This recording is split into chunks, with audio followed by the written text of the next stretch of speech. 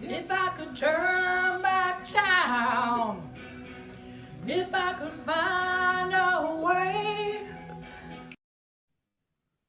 Welcome back to this episode of the Ask the Color Expert podcast. I started with a little clip of me singing Cher, If I Could Turn Back Time, because that's the theme of today's episode.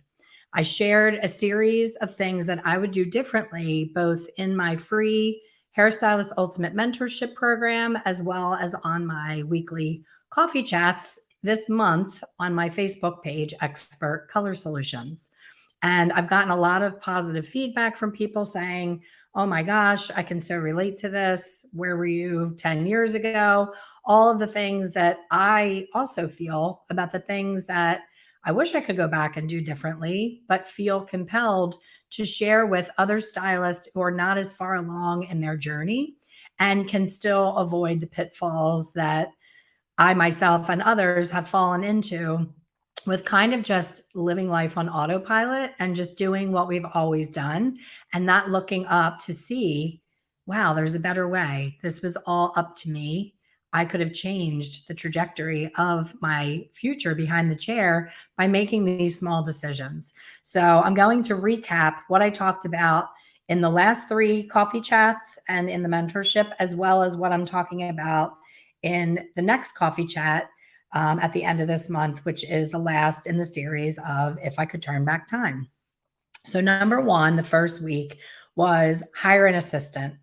I was the most, productive, brought in the most money behind the chair, which is the story of most salon owners. Most of us are really busy behind the chair. We're good at what we do as far as our skill set and our performance behind the chair, but we aren't necessarily trained or prepared for life as a salon owner. So I was really busy behind the chair as a color expert.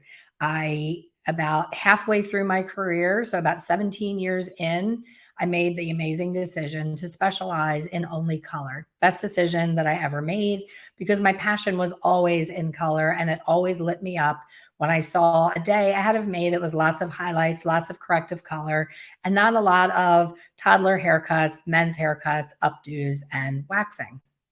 So when I got busier behind the chair, I was never really taught how to maximize my time and stop trading time for money behind the chair. I've always booked on the hour. So I take a 12 o'clock, a 1 o'clock, a 2 o'clock, and so forth. And I never liked life with squeezing people in. So I always thought of hiring an assistant as I'm going to have to do 3 clients in an hour versus 1 client in an hour. And I think that's what kept me from doing it. But I was looking at it all wrong.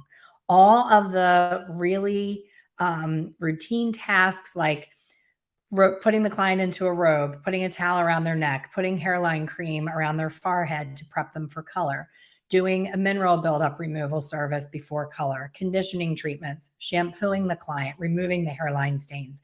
All of those things, I was taking a lot of time in my day doing those tasks that anyone can do. You don't have to be highly skilled to do those tasks. So, those tasks alone being relegated to an assistant would have opened up my day to be able to actually have a lunch, actually call back a client that had a question or a concern or was asking about a product, sell product to my clients. It would have opened me up to even more income, a lot less stress on my body. I've had a torn rotator cuff. I've had tennis elbow. I have disc issues in my back. I have bad knees. I have issues in my feet. So 35, 36 years behind the chair, all of these things are going to happen because I wasn't working smart. I was working my butt off. And I wore it like a badge of honor. Oh, I work 12-hour days and I can keep going after that. Who's next? But really, was I really winning? I was working really physically hard and I was taking the opportunity away from a new stylist to be mentored by me, to watch me in a situation diffusing an angry client who is being told she has to wait another 20 minutes because she came very late to her appointment or turned away from her appointment. Diffusing a situation when a stylist is not confident in a service and is bluffing their way through it, and I have to step away from a client to help them through it. So being side by side with someone working one-on-one with me would have truly been a gift to me, to be less hard on my body, and to them as learning life behind the chair before they're getting thrown in a sink or swim situation. I can't tell you how many times every single day I see in social media groups people saying, I'm already booth renting. I'm right out of school and I'm booth renting. Help me find new clients. And I just smack myself on the head and say, I don't even know where to begin to answer this person because everything is wrong with this situation. Why would you choose to go directly into a booth rent situation, or even worse, a suite rent situation, without the foundations and fundamentals of confidence behind the chair? You don't come out of school fully confident to be prepared for any situation that's going to come up. And trust me, they will come up. So by me, being a control freak and saying, I don't want someone mixing up my color. What if they pull the wrong tube? What if they don't measure it properly? What if they're lazy about squeezing out the tube and they're not really doing the right measurement and I get banding in the hair? That's my work. That's my reputation. So by being so short-sighted is the best way I can explain it, and so controlling, I limited both my income and the ability of someone to have a really strong, amazing foundation to then be a stylist behind a chair in my salon. So, yes, it would have grown people a lot faster, and I have done it that way. But what happened was I grew so many people that I ended up running out of chairs, which meant I would have to open another location, which I had already been there, done that, and have the battle scars to prove that it was not a good idea for me. A lot of people have multiple locations, and that's amazing, and they are amazing. It just wasn't for me. So for a lot of different reasons, I chose not to have a personal assistant. But recently, I returned to my salon in Philadelphia to help out one of my stylists who chose to take a leave of absence. Her father was sick, and she made the right decision to spend the last few weeks of his life with him every single day. And I admire her courage in doing that. She didn't let the fear of, oh my gosh, my clients are going to leave me. They're not going to wait for me. All of those things. She said, no, this is my dad. I have one opportunity to do this for him. So it gave me the opportunity to get back behind the chair. I haven't been behind the chair on a daily basis in 5 years. So seeing the difference, I had an assistant work just with me to keep me running on time, to keep me, knowing how to use the scale that we implemented, since I've not been there. So I was really rusty with the scale, and really have someone take charge of all my shampoos, be my human hair clip, hold the hair up when I was glazing in between foils. And it was amazing. It was amazing for her, and it was amazing for me. So it truly was a win-win. So if you're like me and you are being controlling for no reason and you're holding yourself back, get that personal assistant working with you. You'll be able to, have higher tickets, spend less time doing busy work, make more money, be less hard on your body, and make it longer behind the chair without being exhausted and, falling apart from head to toe from trying to physically do everything yourself. So that was week 1. And if I could turn back time. Week 2, self-care is not selfish. That was a huge lesson for me that it took me 50 years to learn. 50 years to understand that getting a massage is not, a frou-frou, high-end indulgence that's not necessary. It's necessary. You are working with your body standing 8, 9, 10, 12 hours a day. Most days you're not taking time to eat a lunch, which is a whole other thing that if I could turn back time, I would do. I would meal prep. I would bring healthy food for snacks, for lunches, instead of living on caffeine and not drinking enough water, not taking a humane lunch break, not taking time out of my day, and also getting a minimum of 1 massage a month to make sure that my body isn't holding on and storing stress. So massages monthly, going to a spa, getting a facial and massage, having lunch with a friend, leaving the salon to actually sit down and have a proper lunch, to actually sit and digest my food instead of eating whatever snack a client brought in a plate of donuts or cupcakes or cookies. You know the drill. It's always somebody's birthday. Someone's always being nice and bringing in food that's not healthy. And that's what we grab because we don't have anything else with us. So it was either takeout that was way overpriced. And that's going to lead me to week 3 about finances and saving. But spending way too much money on takeout to only get it delivered, to not get it delivered at the proper time for me to be able to eat it. So then by the time I got to it and ate it, it was disgusting. And I'm just shoveling it down my throat because I'm ready to pass out. My blood sugar is on the floor. So all of these things, when I look back and I say it to you right now on this podcast, I'm like, what the hell was I thinking? Why in the world did I ever feel guilty taking a lunch? Think about all of your friends, your family, other people in other industries. If you told them that they would work a job for 35 years and never have a lunch break, do you think that they would take that job? Do you think that if a boss on their interview said, you're going to be standing on your feet for 10 to 12 hours a day, you're not going to be able to eat a proper lunch, you're not going to be able to ever sit down, you're not going to be able to take a phone call or do anything during your day but just service clients back to back? Nobody would take that job. And here I was, my own boss, making that my job.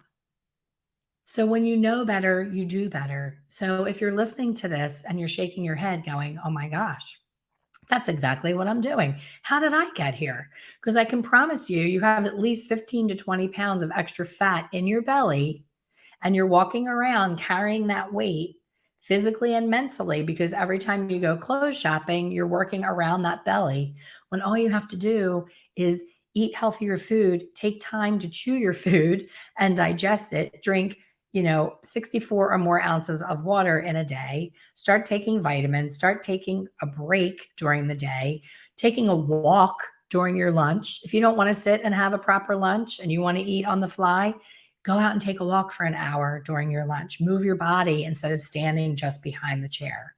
So that was week 2 of If I Could Turn Back Time. Week 3, I wish I was smarter about money. I spent money as fast as I made it. I talked about in the coffee chat when I talked about saving, I talked about being a spaver. I remember hearing that word and I cracked up because it's so true. I was saving to spend, not saving to save. So I would build up this amazing account because I wanted to go to Italy for a week to a hair event. I wanted to go to Paris for a week and take my whole staff. So I was saving to spend, spaving, instead of saving for where I am now as a 56-year-old, salon owner that's no longer behind the chair. It would have been nice to have an account with a couple $100,000 in it sitting waiting for me to be able to live at the beach and go out on a boat ride on a Thursday instead of worrying about generating income some way to be able to pay a mortgage. I started a second totally brand new business at the age of 51 when I moved to Florida from Pennsylvania. Wouldn't it have been nice to, at 51, go off into the sunset, move to Florida and say to my husband, what do you want to do? Do you want to travel all around Europe? Do you want to do a, cruise around the world? Do you want to go volunteer in another country? And, I can go help teach for hair aid in Cambodia and teach sex traffic victims how to cut hair. Like there's a million things that I could be doing right now versus building a brand new business in the last 5 years if I had that money saved. So that Louis Vuitton handbag that's gathering dust in my closet, the Gucci handbag, the Gucci sunglasses, the brand new convertible leased in Pennsylvania where I may have gotten 20 days a year that I could put the top down in Pennsylvania. Those were the things that were the Band-Aids of the pain that I was in as someone who was not taking a lunch, not saving money, not being smart. I just kept running away from myself, running away for an elaborate spa weekend with a girlfriend, spending thousands of dollars, getting all kinds of muds and scrubs and massages and all of the things to ease the pain of my daily life when I knew very well that as soon as I went back home from this elaborate vacation, I had to face myself again and I had to face my situation. So it was always a temporary, it's like putting perfume on a pig. Like it can last a couple minutes because the pig's still going to smell like a pig and it's still going to go roll around in the mud. So I would come home from these trips, go right back into all of my bad habits that got me that pain to begin with. And so the cycle continued until I finally had enough. And I said, I have to make a major change. And as someone who stepped into the unknown, and it wasn't less scary for me than it is for you right now listening to this, as someone who put a step forward saying, I don't know what is going to happen. I don't have a net. I don't have a couple $100,000 in the bank waiting for me to fall back on. I don't have any of those things because you never think that you're going to hit 50 as soon as you do. And let me tell you, when it comes, you can understand why men go out and get the Harley Davidson and start looking for the young girlfriend, because life looks a lot differently at 50 than it did at 25. A lot of my passwords in my life have the number 25 in them. The reason being, when I look back on my life, if I had to pick one year that I would go back to and live over again, it's when I was 25 for many reasons. But I still would not want to do anything majorly different, except for the things that I'm sharing with you right now. The little things that could have made a big difference in my quality of life that are my choice, and they are your choice alone. No one else can force you to meal prep and bring a healthy lunch to work. No one else can keep reminding you that your body is a gift and that the way that we treat it is going to come back and haunt us later. I had to wake up this morning and do physical therapy for all the discs that are bulging in my back from standing behind the chair. Sometimes not in comfortable shoes. Later in my years, I had comfortable shoes. I cared less about what I looked like than what I felt like in my later years behind the chair, but the damage was already done. It's like sunscreen. We put sunscreen all over our bodies in our 50s because we have all of the brown spots and all of the signs of a lot of time in the sun in our youth, but the damage is already done. There's no reversing that damage. So stop what you're doing now. You're listening to this podcast. You stumbled upon this episode for a reason, because you need to try and do things differently to protect yourself so that you can survive another 10 years. And it's not too late to start to be smart with your money. If you start to save just one tip a day between now and when you retire, you will be in a much different position than spending that tip on a quick run through Marshalls or TJ Maxx or a quick run to Starbucks. It's a temporary, joy of that Starbucks, but get yourself an espresso machine in your house and make your own damn coffee for 30 cents a cup versus $5 a cup. These are the things that you can easily change to change your future and earn towards your retirement. Talk to a financial planner. Learn how to have your money grow for you. These are the things that I avoided because I hate numbers. I hate spreadsheets. But there are people in our industry. One of them is my dear friend Donna, who does Fierce Financials. She opened my eyes to things I never understood about money. You can change the credit card that you use and fund those fun trips to Italy and Paris and anywhere that are on your bucket list. You're buying your hair color, your cotton, your gloves anyway. So get something back by having the right credit card. So if you're just going through the motions and you're like I was and you're spending money as fast as you earn it, put the brakes on, reach out to me. I can connect you to Donna. I can connect you to anybody in the industry that can help you with anything you're struggling with. But don't just keep doing it because you're sitting in your comfort of, this is the way I've always done it. This is what works for me. Stop beating your head against the wall and try doing things a little bit differently. So you're getting a little sneak peek to what this week's coffee chat is going to be on Turn Back Time, the last episode. And it's, if you are a salon owner, don't allow a toxic employee to continue to ruin your culture. As someone who's had a salon for 36 years, I've had many, many, many, many people on my staff. I have to laugh. At one point, we're computerized. So the computer gives each employee a number.